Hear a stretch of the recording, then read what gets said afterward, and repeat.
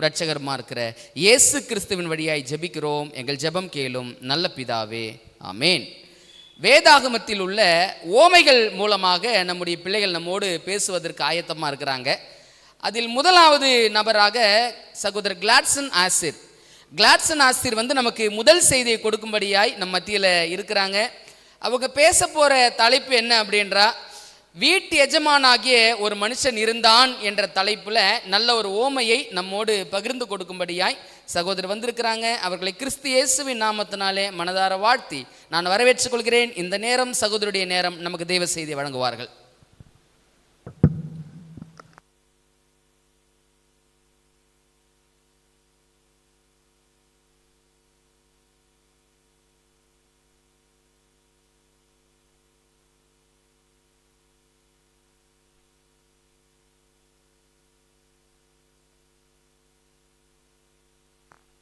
தேவனுடைய பரிசுத்த நாமம் மகிமைப்படுவதாக.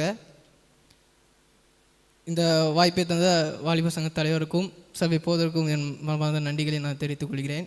சத்தியத்தை படிக்கிறது முன்பாக நாம் யாவரும் தலைகள் தாத்தி ஜெபம் செய்வோம். எங்கள் அன்பும் இரக்கம் இருந்த அன்புள்ள ஆண்டவரே, இந்த ஓய்வு நாள் காலை முதல் நேரம் மட்டும் எங்களை கண்மணி போல பாதுகாத்து எல்லா ஆராதனைகளையும் தான் எங்களுக்கு ஆசீர்வதி தந்து இந்த ஓய்வு நாள் முடிவு வேளையிலும் உங்களுடைய சத்தியத்தை பேசவும் நீ தந்த ஸ்லாக்கியத்துக்காக உங்களுக்கு நன்றி செலுத்துகிறோம். நாங்கள் படிக்க இருக்கிற சத்தியம் எங்கள் வாழ்க்கைக்கு பிரோஜனமாக இருக்க நீ தாமை கிருபையாக எடுத்துக்கொள்ளுங்க. என்னோடு கிடந்து நீர் பேசுங்கப்பா. உங்களுடைய நாமம் மற்றும் இதில் மகிமைப்பட நீ தாமை கிருபையாக எடுத்துக்கொள்ளுங்க.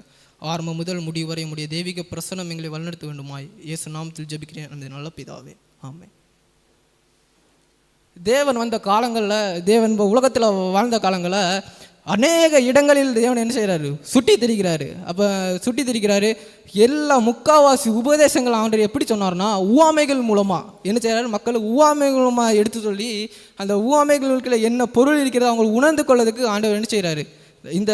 இந்த நாளிலும் நானும் அதில் ஒரு தேவன் சொன்ன ஒரு உவமைகள் தான் இதை பற்றி பார்க்க போகிறோம். மற்ற 21:33 44 ஒரு வாசிங்க. 33 39 வாசிங்க. வேறொரு உவமையை கேளுங்கள். வீட்டெஜமாகிய ஒரு மனுஷன் இருந்தான். அவன் ஒரு திராட்சை தோட்டத்தை உண்டாக்கி அதை சுற்றிலும் வேலியடைத்து அதில் ஒரு ஆலயையும் நாட்டி கோபுரத்தையும் கட்டி தோட்டக்காரருக்கு அதை குத்தகையாக விட்டு புற தேசத்துக்கு போயிருந்தான். கனிக்காலம் சமீபித்த போது அதன் கனிகளை வாங்கி கொண்டு வரும்படி தன் ஊழியக்காரனை தோட்டக்காரரிடத்தில் அனுப்பினான். தோட்டக்காரர் அந்த ஊழியக்காரனை பிடித்து ஒருவனை அடித்து ஒருவனை கொலை செய்து ஒருவனை கல்லெறிந்து கொன்றார்கள். பின்னும் அவர் முந்தினவர்கள் அதிகமான வேறொரு ஊழியக்காரனை அனுப்பினான். அவனையும் அப்படியே செய்தார்கள். கடைசியிலே அவன் என் குமாருக்கு அஞ்சுவார்கள் என்று சொல்லி அவர் குமாரனை அவரிடத்தில் அனுப்பினார்.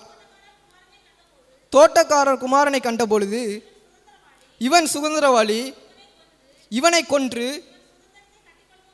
இவன் சுதந்திரத்தை கட்டிக்கொள்வோம் வாருங்கள் ஒருவரோட சொல்லிக்கொண்டு போதும். இந்த வசனங்கள் பார்த்தீங்கன்னா இந்த ஒரு திராட்சை செடி இது இருக்கிறது. இது திராட்சை செடினா இது யாரை குறிக்கிறது? நீங்கள் பார்த்தீங்கன்னா இந்த திராட்சை செடி இஸ்ரவேல் மக்கள் ஆண்டவர் சொல்கிறாரு. இந்த இஸ்ரேல் அதை நல்லா நீங்கள் படிக்கும் போச்சுல ஏசாயா 5வது அதிகாரம் 7வது வசனம் ஸ்டார்டிங் நீங்கள் வாசிங்க.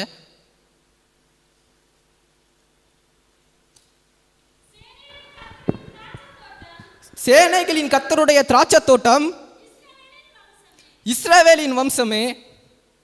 இந்த வசனத்தை நீங்கள் திராட்சை தோட்டம் யாரு? இஸ்ரவேலின் வம்சமே. இந்த இஸ்ரவேல் மக்கள் ஆண்டவர் நிறைய பேர் அனுப்புகிறாரு. இந்த இஸ்ரவேல் மக்கள் ஆண்டவருடைய அதிசயங்களை பார்த்துருக்காங்க, அற்புதங்களை பார்த்துருக்காங்க. அவருடைய அந்த வனாந்தரத்தினோட நடத்திய அந்த பாதைகளை பார்க்கணுன்னா ரொம்ப ஆச்சரியமாக இருக்குது. அவங்களுக்கு ஒரு குறைவு கூட காணப்படாமல் என்ன செஞ்சாங்க, இந்த ஆண்டவர் ஒவ்வொரு நாளில் அவங்கள வழி நடத்தி வராங்க. ஆனால் அவங்க கொஞ்சம் காலம் என்ன செஞ்சுட்டாங்க, எல்லா ஆசீர்வாதத்தை பெற்றுக்கொண்டு எத்தனையோ பேர் அனுப்புனார் ஆண்டவர்.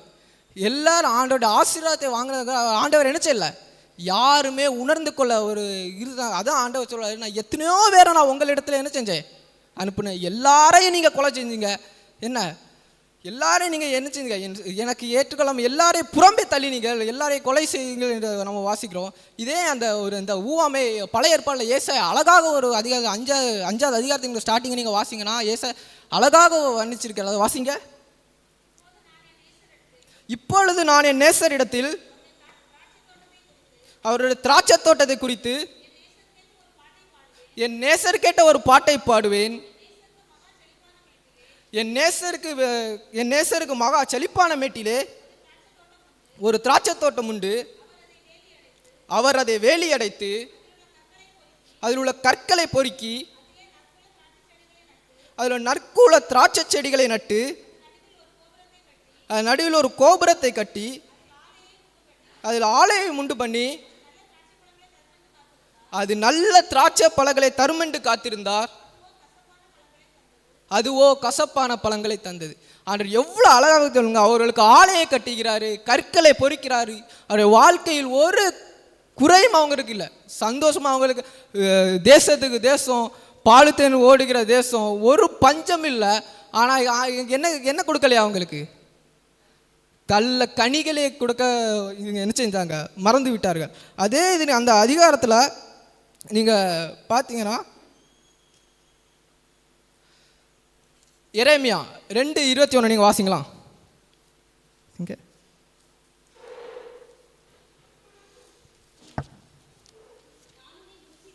நான் உன்னை முற்றிலும் நற்குல திராட்சை செடிகளாக நாட்டினேன். நீ எனக்கு காட்டு திராட்சை செடியின்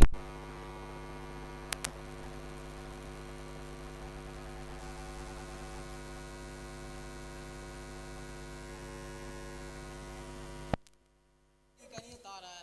எதுக்குப்பா எனக்கு இவ்வளோ வேதனையை அளிக்கிற? ஒவ்வொரு ஒரு பாரத்தோடு ஒரு கலக்கத்தோடு அந்த மக்களை பார்த்து கேட்குறாரு. நீங்கள் அதே அதிகாரத்தில் இது எரேமியா 2 நீங்கள் வாசித்த பார்க்கும்போது ஆண்டவர் கேட்குறாரு. எரேமியா 2:6 வாசி. என்னை விட்டு தூரப்பட்டு மாயையை பின்பற்றி வீணராய் போகிறதற்கு என்னிடத்தில் என்ன அநியாயத்தை கண்டார்கள். ஆண்டவர் அந்த மக்களை பார்த்து கேட்குறாரு, இவ்வளோ தூரம் உங்களை வழி நடத்தினா, உங்களை வேலி அடைத்தனா, உங்கள் கற்களை பிறக்குனா, உங்களுக்கு ஒரு குறைவில்லாமல் நான் பாதுகாத்தேன். ஆண்டவர் கேட்குறாரு, இன்னும் என்னிடத்தில் இது என்ன குறையப்பா நீங்கள் கண்டீங்க? ஆண்டவர் கேட்குறாரு. பார்த்தோடு நான் கேட்குறாரு. அந்த கேட்கும்போது அதே மத்தேயு 21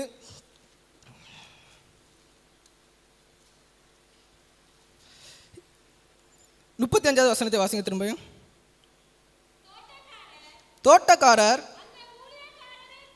அந்த ஊழியக்காரரை பிடித்து ஒருவனை அடித்து ஒருவனை கொலை செய்து ஒருவனை கல்லெறிந்து கொண்டார்கள். இதில் நான் அந்த வசனத்தை பார்க்கும்போதில் அவங்க மாறலை. ஆனால் தேவன் என்ன செஞ்சார்? மனுஷங்களை ஒன்று ஒன்றா அனுப்பிட்டு இருக்கார். ஒவ்வொரு மனுஷனோட வார்த்தைகள் என்ன செஞ்சாங்க? கேட்கல. எல்லாத்தையும் கொன்றாங்க, எல்லாத்தையும் விலகி போட்டாங்க. சங்கீதக்காரன் அழகாக சொல்கிறாரு. சங்கீதம் 80:8 இருந்து வாசிங்க.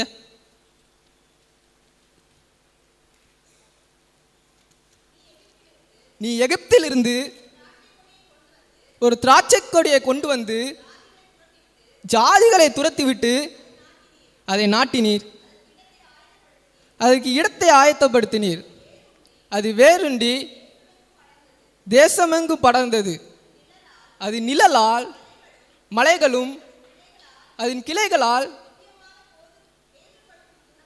திவ்யமான கேதுருக்களும் மூடப்பட்டது. வாசிங்க தொடர்ந்து. அது தன் கொடியை சமுத்திரமட்டாகவும் தன் கிளைகளை நதிமட்டாகவும் பரர விட்டது. இப்பொழுதோ வாசிங்க. இப்பொழுதோ வழிநடக்கிற யாவரும் அதை பறிக்கும்படியாக அதன் அடைப்புகளை ஏன் தகர்த்து போட்டீர்? போதும். இப்போ தாவீது ஆண்டவர்கிட்ட கேட்குறாரு, இல்லை எங்களை வழிநடத்து வந்தீங்க, எங்களை கூட்டி வந்தீங்க, இப்போ என்ன செஞ்சிட்டீங்க? ஏன் அந்த அடைப்புகளை திறந்து விட்டுட்டீங்க? தாவீது கேட்குறாரு. ஒரு சஞ்சலத்தோடு ஒரு பாரத்தோடு என்ன செய்கிறாரு? தாவீது ஆண்டவர் இடத்துல முறையிடுறாரு. அந்த மக்கள் எப்படி இருந்தாங்க தெரியுமா? வாசிங்க 1 கொரிந்தியர் 10:7 வாசிங்க. ஜனங்கள் புசிக்கவும் குடிக்கவும் உட்கார்ந்து விளையாட எழுந்திருந்தார்கள் என்று எழுதியிருக்கிறபடி அவர்களில் சிலர் விக்கிரக ஆராதனைக்காரர் ஆனது போல நீங்களும் ஆகாதிருங்கள். அவர்களில் சிலர் வேசித்தனம் பண்ணி ஒரே நாளில் 23,000 பேர் விழுந்து போனார்கள். அதுபோல நாமும் வேசித்தனம் பண்ணாது இருப்போமாக. வாசிங்க, தொடர்ந்து வாசிங்க. அவர்களில் சிலர் கிறிஸ்துவை பரீட்சை பார்த்து பாம்புகளால் அழிக்கப்பட்டார்கள். அதே போல நாமும் கிறிஸ்துவை பரீட்சை பார்ப்போம் இருப்போமாக. அவர்களில் சிலர் முறுமுறுத்து சங்காரக்காரனாலே அழிக்கப்பட்டார்கள். அது போல நீங்களும் முறுமுறுக்காதீர்கள். போதும். ஆண்டவர் இதில் என்ன சொல்றாரு? அவங்க வேசித்தனம் பண்ணி விக்கிரகாராதனை செய்து முறுமுறுத்து அந்த வனாந்தத்தை நீங்க பார்த்தீங்கன்னா மோசே ஆண்டவர்கிட்ட முறையிடுறாரு. இப்போ இந்த மக்கள் இப்படி செய்கிறாங்களே, ஆண்டவர் என்ன செய்கிறாரு?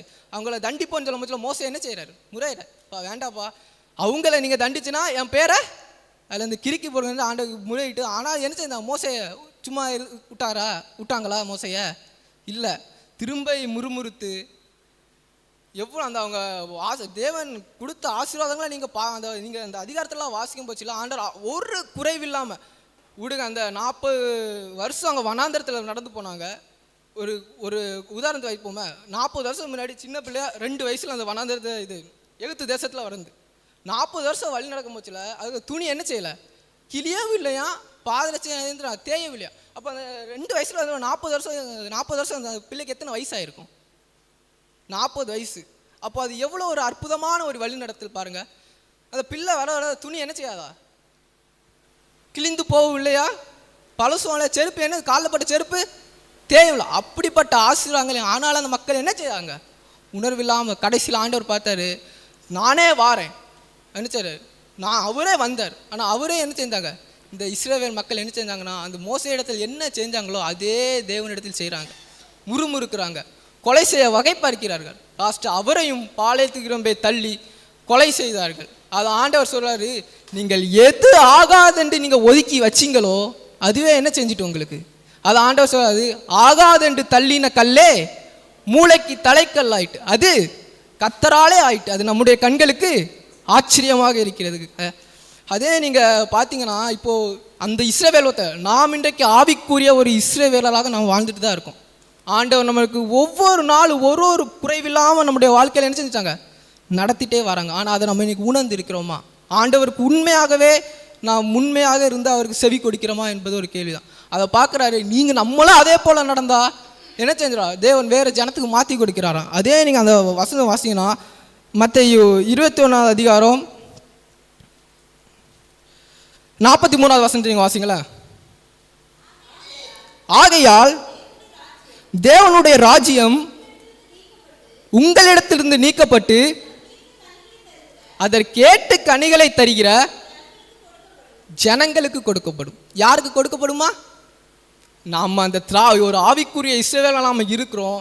நம்ம ஒரு நற்குல கனிகளை கொடுக்கட்டா நம்மளுக்கு இருந்து யாருக்கு எடுக்கப்படும்? அடுத்த ஜனங்களுக்கு எடுத்து கொடுக்கப்பட்டுரும். அந்த தேவன் அழகாக நம்ம சொல்லியிருக்கிறாரு. இந்த ஊமைகளை படிக்கும் போச்சுல இந்த ஆசாரியர்கள் இருக்கிறாங்களே, இந்த ஆசாரியத்தை ஆண்டவர் கேட்குறார் என்ன செய்யணும், அவங்கள்ட்டே கேட்குறாரு. அப்போ அவங்க ஒரு பதில் சொல்கிறாங்க பாருங்க. 41 வசனத்தை வாசிங்க. அதற்கு அவர்கள் அந்த கொடியரை கொடுமையாய் அழித்து ஏற்ற காலங்களில் தனக்கு கனிகளை கொடுக்கத்தக்க வேற தோட்டக்காரரிடத்தில் தாத்து தோட்டத்தை யாரு வேற ஒரு குத்தகைக்காரர் கொடுத்துருவார். இன்றைக்கு மீதமான சபையாக நம்ம வாழ்ந்து கொண்டிருக்கிறோம். எப்படி நடக்கிறோம்? அந்த இஸ்ரேல் மக்கள் அநேக ஆசீர்வாதங்கள் 1-2 இல்லைங்க, அந்த வாழ்க்கையில் நீங்கள் அவங்க சரித்திரத்தை பார்த்து பார்த்தீங்கன்னா அவங்களுக்கு ஒரு குறையுமே இல்லை. அவங்களுக்கு தேவன் அவங்களுக்கு தேவையை முன்கூட்டியே அறிஞ்சிருந்து எல்லாத்தையும் முன்கூட்டியே கொடுக்குறாரு. அவர் என்ன சாப்பிட்றதுக்கு இறைச்சியை கேட்டாங்க, இறைச்சியும் கொடுத்தாரு. தண்ணி கேட்டாருங்க, தண்ணியும் கொடுத்தாரு. பகலில் மேக சம்பம், இரவுலையும் அக்னி சம்பத்திலே தேவன் வழி நடத்துகிறாங்க. அவ்வளோ ஆசீர்வாதங்கள் பட்டிருந்து அவங்க ஏன் செய்யலை? கனிகளை கொடுக்க பிள்ளைகளாக வாழ்ந்தாங்க. நம்ம இந்த உலகத்தில் வாழ்கிறோம். இந்த உலகத்தில் அநேக ஆசீர்வாதங்கள் இருக்குது. தேவன் ஒவ்வொரு ஆசீர்வாதங்களையும் ஒவ்வொரு குடும்பத்துக்கு தேவன் வழி நடத்துகிறார். அந்த ஆசீர்வாதங்கள் நம்ம எண்ணிக்கிறோமான்னு என்பதை சிந்தித்து பார்க்க வேண்டும். அதான் நீங்கள் பார்க்கும்போதுல ஆபிரகாமுடைய வாழ்க்கையை நீங்கள் பார்க்கலாம். அந்த தகப்பனுடைய வீட்டை விட்டு அவர் எப்போ ஆண்டவருடைய அழைப்பை கேட்டு இங்கே வந்தாரோ அப்போவே என்ன செஞ்சிச்சு? ஆண்டவர் வார்த்தை சொன்னார், உன்னை சபிக்கிறவனை நான் சபிப்பேன், உன்னை ஆசீர்வதிக்கிறவனை ஆசீர்வாதம். அப்படிப்பட்ட ஒரு ஆசீர்வாதமாக பிள்ளைகளாக வாழ்வோம். தேவன் நம்ம ஒருவரையும் ஆசீர்வதிப்பாராக. ஆமென்.